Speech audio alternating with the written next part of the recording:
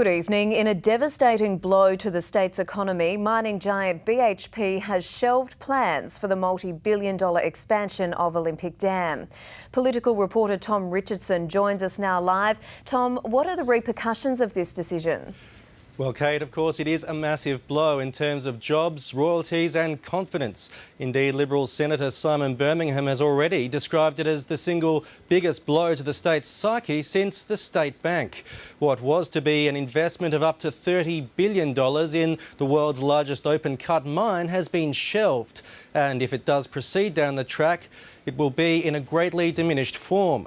For Labor, of course, the project's really underpinned its decade in office. The announcement came on the back of a 21% profit fall in BHP's annual report and sees the promise of up to 10,000 new jobs and more than $300 million in annual royalties evaporate. It was the shining light on a gloomy horizon. This project couldn't be a more transformative project for South Australia. But today, BHP took the wind out of Olympic Dam's sails. There's no doubt that this is a major disappointment for South Australia and indeed for the nation. Jay Weatherall was a notable absentee when the deal was done last October. There was nothing like this in Australian history. There is nothing like this in world history. Today, he was angry. And that's an anger that I've communicated to BHP. In an announcement to the Australian Stock Exchange, BHP says it'll investigate an alternative, less capital-intensive design to make the project more economical.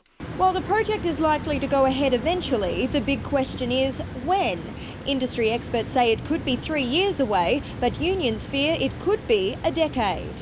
The government says it'll then be back to the negotiating table.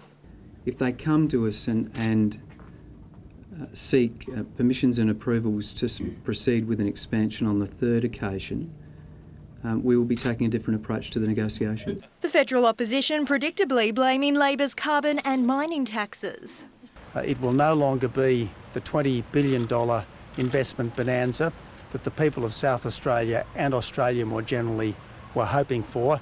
The Commonwealth arguing it was a commercial decision. This was always the project that was going to be hard to get because of the capital-intensive nature.